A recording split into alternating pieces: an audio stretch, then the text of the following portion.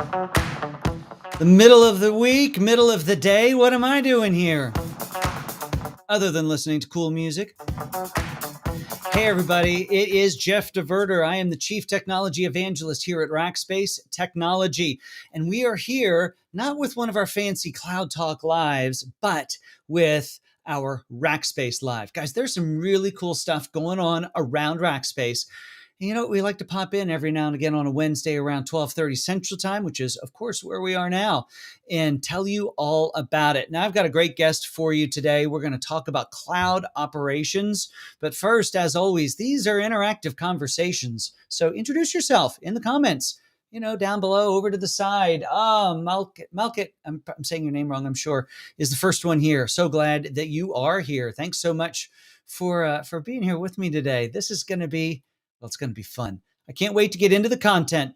But before we do, I want to, we're going to do a little bit of news like we tend to do. And if I can get my slides to advance, there we are. Hey, look at that. That's the Rackspace offices, folks. We've had an amazing week around here. First of all, we bought a company over in Singapore, a company called Just Analytics. And of course, they are in all things analytics. They are in all things AI and ML, and pretty incredible. Gives us some really great data capabilities over in what we call APJ, Asia Pacific Japan region. And so we can go a lot deeper there. It deepens our commitment and in that space, and of course grows things up, which we love. Hey, look, there is an article if you want to go read that press release, you can. And Happy New Year, sir. All right, there's other news, press releases today that BT, or British Telecom, has selected who? Rackspace to be their cloud provider, specifically in the private cloud space, but all kinds of amazing services that we're going to provide for them. And I really hope it's going to be exciting for what comes of that. It's been a year and a half in the making on that. And we're also very excited around here that had happened. So I know we get a lot of Rackers who watch this. So congratulations to you, Rackers, for everything you've been doing. Hey, we've got somebody here from Kenya, and you may be my first Kenyan who's come to the party.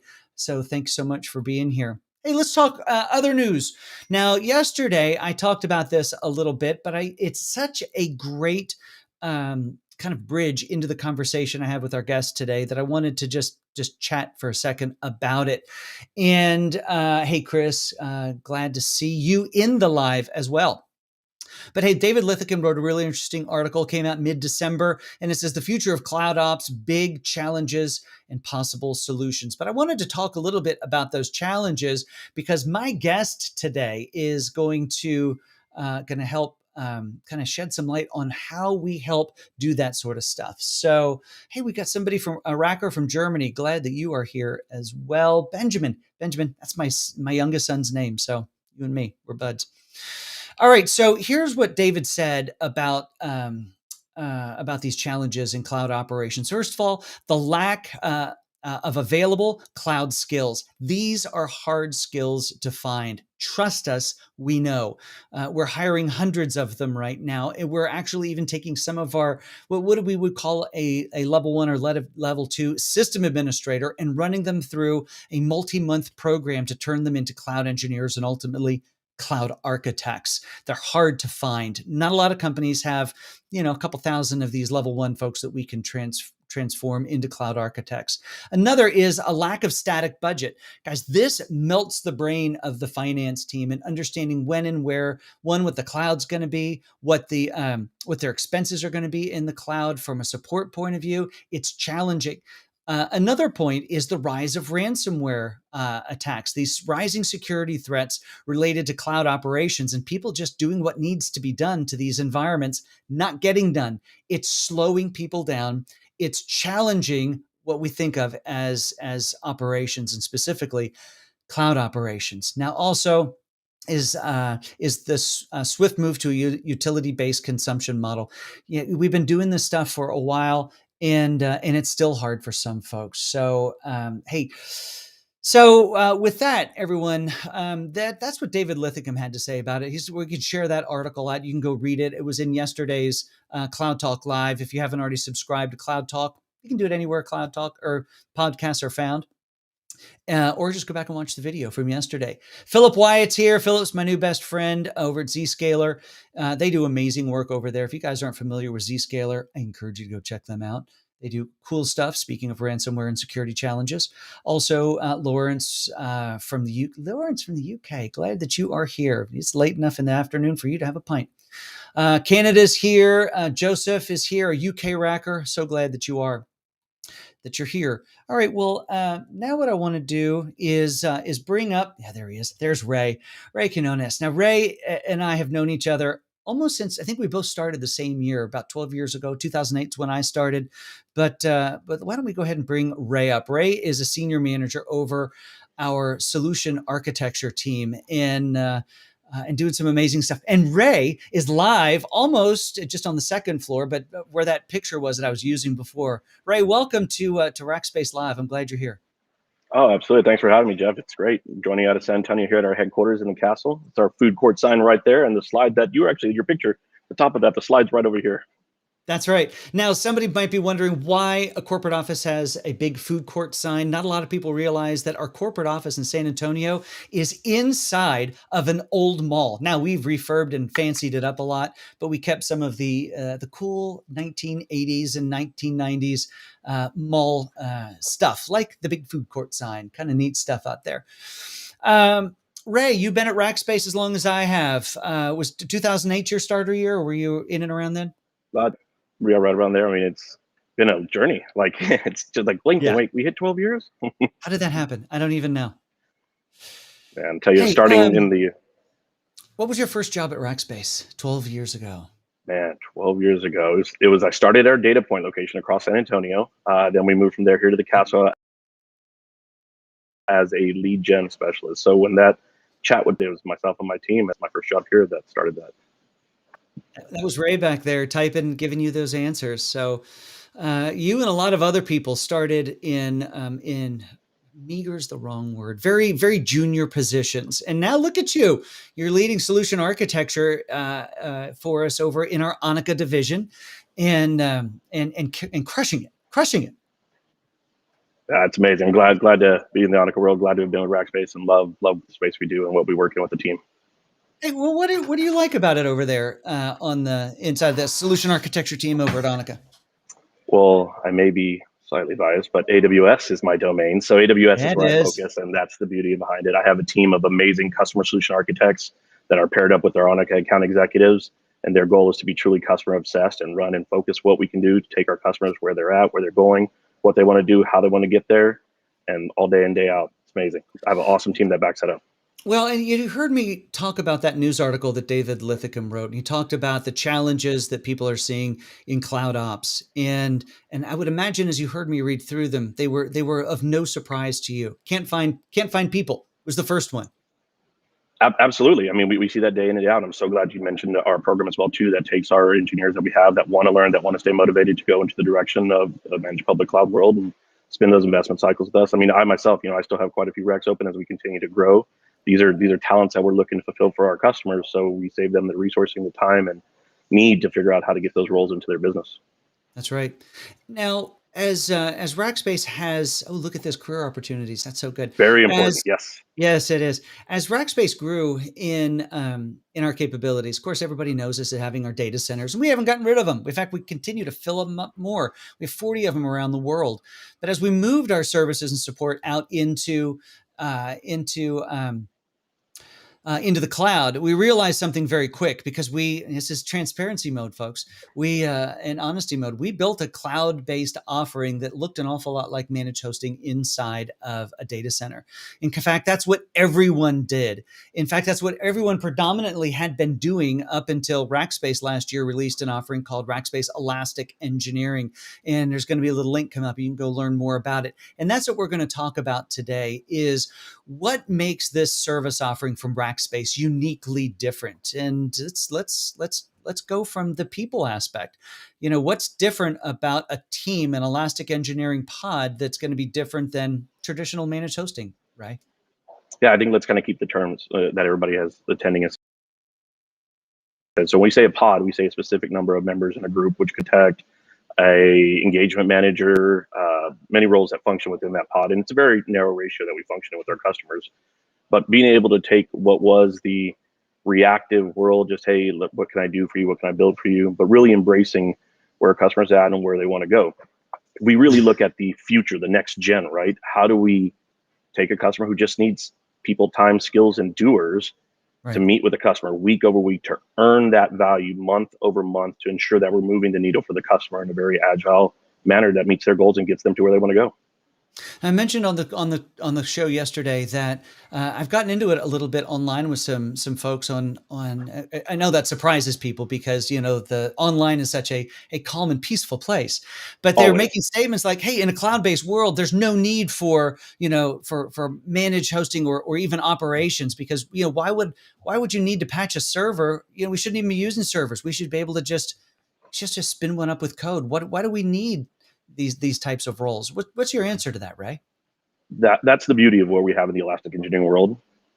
We're not trying to look for a 12, 24, 36-month engagement. Like I go back to that earning our keep week over week, month over month. It's a minimum 90 days to get into the world with us of elastic engineering. And sometimes it goes a little bit past that. Sometimes it means 90 days and we disconnect our services.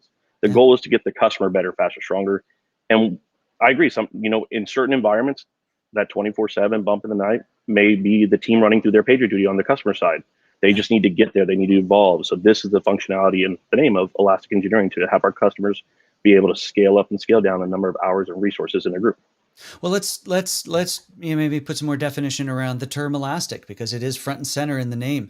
So it's elastic in the context that you can effectively turn the service off anytime. But you mentioned that you defined what was inside of a pod, and you said you can turn the service up or get more or less. Now, that doesn't mean that you're getting different people. You're always matched to the same pod. But the amount of hours, we measure it in hours that you consume after that first 90 days, because there's a getting to know you time, can be scaled up and can be scaled down. Isn't that right? Absolutely. We definitely want to, we talk with our customers, we enter in our basic tier, our standard out of the gate, because we want to get to know the stakeholders, assuming that, all of our pre-sales architects and the sales account executives are gathering the correct stakeholders, the right members, what the plan is at a high level. We Yeah. then turn that over to our delivery team and we meet with them, we meet with the customer. And that month one is get to know you. What are the tools? What are the technologies? How do we integrate into their pipeline? We're very opinionated if a customer doesn't have an opinion. So we have that capability. But if they already have a technology they've heavily invested in that and keep those skill sets aligned. And that's why it's very important in the pre-sales process is we take all that high level gathered information. So when Yeah. we go to the pod team and say, hey, this is what we're looking for, these are the skill sets, they're able to pull the right pod of the right resources so we can embed that customer with that pod. That's super interesting.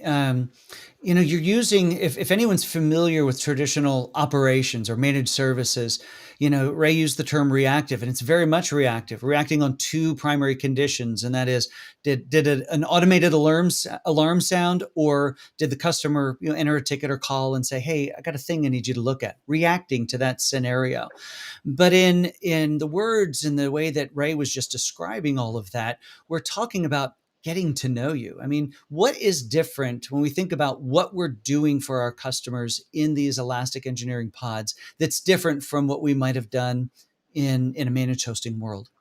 I'll tell you, you found probably one of the most important and beautiful parts of this offering that I really love. It's that two pizza team mentality, right? We want to take a look in how we, in an agile fashion, leveraging the engagement delivery framework, which you can look up on the Elastic Engineering link that gets posted. But that is a week sprint. So how do we Yeah. work backwards? How do we show progress? When we get to meet that customer, it's not just, hey, we've designed this XYZ. We know we're going to build this. We know we're going to console that. While there is options for that inside of Rackspace, but just focusing on the true infrastructure cloud native capabilities of these providers, that's where we look to embed ourselves with the customer and do with, and that week or that engagement manager is really running the show to say, hey, based on our Jira board, we can see that we've made the following progress. Oh, you know what, Mr. and Mrs. Customer, we're on the next week over, but something has changed in direction. That's okay. Yeah. That's the elastic. That's the agility. How do we reprioritize to get the customer there? Right. And that's so different from traditional operations of servers and storage and compute because this cloud based world is so much more dynamic. The needs are so uniquely different. It's not just maybe in that 90 days, what's the path to getting somebody out into the cloud, but it might be the path to incrementally improving their environment over time, because that cloud, it's constantly evolving underneath our customers' feet, underneath our feet. And it's this Elastic Engineering Pod that's looking at these new services, these new capabilities, and going, you know what? This awesome thing we designed for you, 6 months ago, it as a service now. So let's contribute to the backlog of what's happening on the operations side, and time when's the right time to actually get in and re-architect, re-automate the deployment of that environment. Absolutely, Jeff. And working within what the Elastic Engineering definition is, and just knowing when our customers have an additional request that may fall outside of that, we have a rock star global professional services team that is absolutely ready to jump in and help cover things that would fall outside of that scope. So we don't have to worry about saying, you know what, Mr. and Mrs. Customer, we can't do that today. We can say, yes, let's figure out what you're trying to get to. Let's look at our right professional services team and see how we can help them get to that outcome in partner possibly with Elastic Engineering. So Ray, you bring up a really good point, and we get this question a lot, and that is all the things you've been talking about. I can almost see people scratching their head and going, "Isn't that professional services? What's different about professional services as opposed to Rackspace Elastic Engineering?" That are operating. So Elastic Engineering for infrastructure. Remember, Rackspace does have more than just Elastic Engineering for infrastructure, but it's specifically infrastructure category. If the example, a customer has application development that needs to happen, or they need specific deep AI/ML capabilities, we would then invoke our professional services team to help come in and scope that. Right. Because as deep as we want our pods to be in skill sets with our customers, sometimes those specific skills have to be relied on from a time engagement with our team. And by the way, shout out to our amazing professional service delivery rackers out there. Thank you all for all their hard work, and the Elastic Engineering delivery teams. They do an amazing job. They really do. They really do. So, you talk about that deep expertise, and that deep expertise is usually wrapped up around a very specific project. We need to write this thing. We need to create a new application. We need to go through this big level of transformation. Those are the big, I don't want to say waterfall events, because now we're talking about development styles, but they're big time-bound things, and it looks we can define what the ending looks like. But in Elastic Engineering, it's how do we incrementally improve this customer's environment and experience in the cloud to meet their business outcomes over time. Let's pop that link back up. If you want to go read more about Rackspace Elastic Engineering, just head over to rackspace.com/elastic-engineering. There might even be a pop-up of Ray's protege, of somebody going to answer your questions behind the scenes. Harkening back to your first job here. That's always, definitely follow up. And, kind of if we focus a little bit more into at a high level, what would define, very similar to the pillars of what is in there. So it's, infrastructure builds, absolutely DevOps, automation, performance management, database management, even all the way down to security management, disaster recovery planning, and plan maintenance. So again, those don't take deep avenues, but having that holistic view, as well as, cost optimization for a customer, because security and cost. And then we get to the infrastructure of the future and the growth, because everybody knows security is number one. Right. But if the CFO is staring at it, or the financial team's looking at it, we need to ensure we're helping do our due diligence to truly be customer obsessed and focus on that cost conscious capability. So that's a really good point, is making sure that it's not just working with the IT teams, and it's in making sure that you're enabling those tech teams to have those right outcomes. Because in this dynamic world, it's super important to ensure that all the constituents, all the business units, make sure that they're seeing the value or understand why there is the spend and why there is the growth. And, I know we've even helped set up Cloud Center of Excellence. I know in some cases we're even contributing member in some of those as part of Elastic Engineering to help make sure there's the appropriate representation there. Guys, as Rackspace Elastic Engineering is this do with approach. It's not the let's lob a ticket over the wall. It's somebody in that delivery team, that pod of 9, who literally is showing up in your stand-up meetings and helping to advocate for the best possible infrastructure possible for your applications. So Ray, what's your favorite part of Rackspace Elastic Engineering? It's not made to be long-term if it doesn't have to be. I think that was the biggest thing, because you remember from our hardware world, hey, the best customer price is going to be 24, 36 months contract, because we know that hardware will work to refresh it. But when we look at just the services, not the infrastructure, just the services, we've had many companies that come in 3, 4, 5, 6 months Yeah. and they're staffed up. They've been able to hire. They've got documentation passed, and they feel comfortable taking this, and they'll turn the service off. But Yeah. just knowing that it's always the ability to come back and turn it on. And some customers just say, "Okay, cool, we're going to do with, and we're just going to sustain on that." We know that the elastic engineering service from Rackspace is a continued cost of operation for them to do business as an operating expense, because we are an extension of their team to help their application development team get to where they need to go. Right. It's incredible, and it is groundbreaking. There really wasn't anything like it in the world before we released it last April. April is when we released it to the world. There've been a Yeah, few. shout out from There've been Monica. Yeah, some we picked newer that up from services that Monica. people have tried to stand up, and they're using a lot of our words, but we'll just call it flattery, and we're grateful for that because nobody delivers at scale around the globe like Rackspace does. We've got people in here from Dubai, where we've got services there. We've got people here from India. We've got services there. In fact, we've got some rackers from there. UK. Talked about Singapore earlier. Rackspace Elastic Engineering is available the world over. Well, Ray, it has absolutely been a pleasure having you on here today, and having you leading the teams that you do to help make sure that you're appropriately getting our customers' requirements to attach them to the right statement of works, to the right Elastic Engineering teams. Really is an amazing service that we have here, and thanks for being the tip of the spear for it. Awesome. Thank you so much, Jeff and team, for your time. Y'all have a great day. All right, everybody. I hope you enjoy the rest of your afternoon, morning, or evening. I don't know where in the world you are, but we're grateful for you spending a little bit of time with us. And with that, folks, we're just going to wrap us up for another Rackspace Live. Have a great afternoon.